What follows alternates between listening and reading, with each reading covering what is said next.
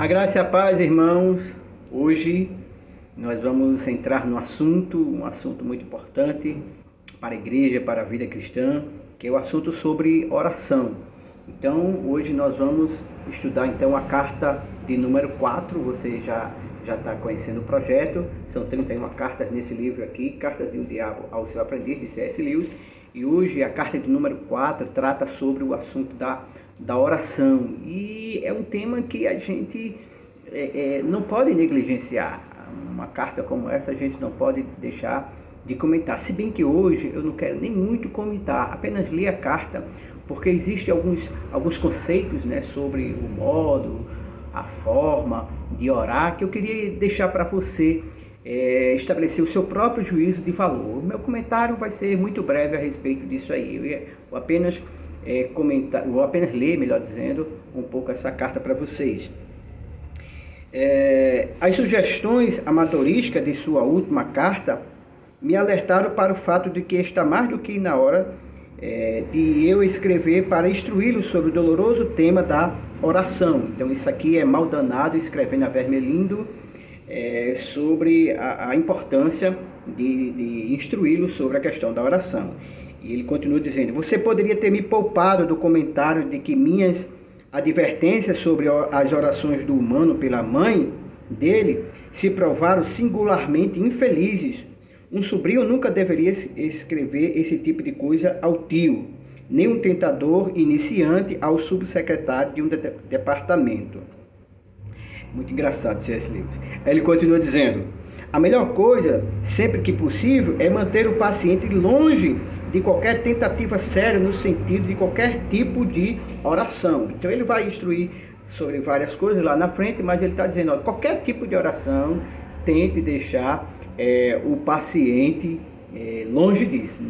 Qualquer tipo de oração, tente evitar. Mas aqui ele vai citar um dos poetas, que eu talvez não saiba nem pronunciar o nome, mas ele vai citar aqui um exemplo de um dos poetas, que é um exemplo que no caso do diabo, para ele é um exemplo positivo, em que Vermelindo deve focar em instruir o seu paciente a esse tipo de oração. Ele diz o seguinte: um dos seus poetas, Coleridge, registrou certa vez que não orava mexendo os lábios e pondo-se de joelho, mas simplesmente preparava o seu espírito para amar e se entregava a uma atitude de súplica. Esse é exatamente o tipo de oração que desejamos. E como carrega uma semelhança superficial com a oração silenciosa conforme praticada por aqueles que estão em nível bem avançado no serviço prestado ao inimigo, os pacientes espertos e preguiçosos poderão ser apanhados nessa armadilha durante um período bem longo de tempo. Então veja aqui que ele está fazendo um paralelo de comparativo, dizendo que essa oração, né, de querer ter essa sensação de estar sentindo alguma coisa, um sentimento, né, esse estado de espírito, de sentimento, né, sem o raciocínio, sem raciocinar, né, aquilo que está pedindo ao Senhor. Oração é exatamente esse tipo de oração que ele quer que Vermelindo foque o seu paciente, pratique. Aí ele diz algumas coisas aqui em relação exatamente nesse sentido. Quando tiverem a intenção de pedir-lhe um ato de caridade, façam com que, em vez disso, comecem a tentar produzir neles mesmos sentimentos caridosos, mas sem que eles notem que são eles próprios que estão fazendo isso. Quando tiverem a ideia de orar por coragem, deixe-os tentar sentirem realmente corajosos. Quando disserem que estão orando por perdão, deixe-os tentar sentir-se perdoados. Ensine-os a estimarem o valor de cada oração por seu sucesso em produzir sentimento desejado e nunca os deixe suspeitar de que esse tipo de sucesso ou de fracasso irá depender de estarem bem ou mal, cansados ou exaustos naquele momento. Isso nos lembra muito daquele jargão entre os cristãos, né? Uma oração poderosa, né? É quando se chora, é quando isso, é quando aquilo. E é isso, gente. É um tema muito delicado. Talvez alguns de vocês discordem, mas aqui ele está dizendo, pelo menos na ficção, C.S. Lewis está dizendo que o diabo gosta de o paciente, no caso aqui um cristão, ele sinta sentimentos, ele acha que em razão dos sentimentos é que essa oração está sendo eficaz. Aí ele diz aqui uma coisa que é bem interessante, né? Em contrapartida, né, nesse dilema, né, o tentador, né, que é vermelhindo e que está sendo instruído por mal danado, e o paciente, que é um cristão, existe também aí o inimigo, que no enredo aqui você já conhece, é Deus. Ele diz aqui que o inimigo ele não ficará parado, por isso ele diz, evite qualquer tipo de oração, mesmo essas orações assim, vamos usar o termo de fantasiosas, né? Mas é claro que o inimigo não ficará de braços cruzados nesse meio tempo. Sempre que houver oração, haverá perigo de uma ação imediata.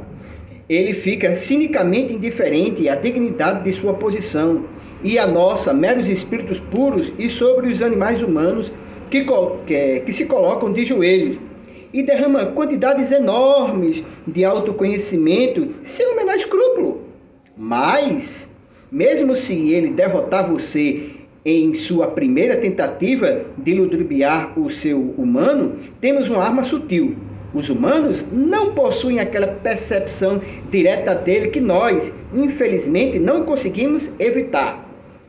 Nunca conheceram aquela luminosidade sinistra, aquele resplendor penetrante, intenso, que compõe um pano de fundo do sofrimento permanente de nossa vida. Então ele está dizendo que o cristão ele não consegue ver a glória de Deus, tudo que está envolto por trás da materialidade, dessa questão física, né?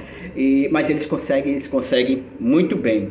Aí ele diz aqui, continuando, se conseguir olhar dentro da mente do paciente enquanto ele ora, não encontrará isso. Se examinar o objeto do qual ele está servindo, descobrirá que se trata de uma posição de vários ingredientes bastante ridículos.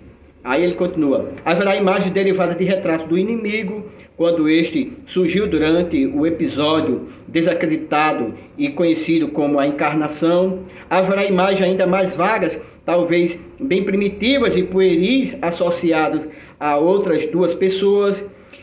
Haverá também um pouco da sua própria reverência.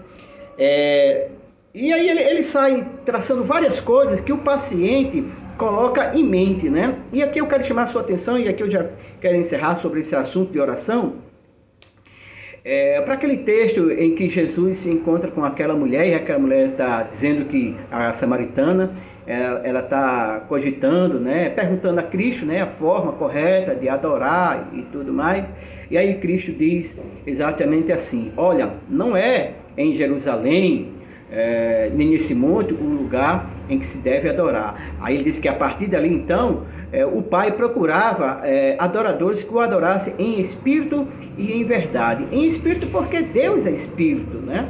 Deus, ele é um ser espiritual, então não precisa de imagem, de pontos de contato, de você fixar alguma coisa, e em verdade, com entendimento. Então eu deixo esse texto aqui para o seu coração. Quando você estiver orando, ore em espírito e em verdade, com entendimento, porque o Pai procura os tais que assim o adorem. Que Deus te abençoe, em nome de Jesus. Novamente, qualquer tipo de oração importa. Que Deus te abençoe em nome de Jesus.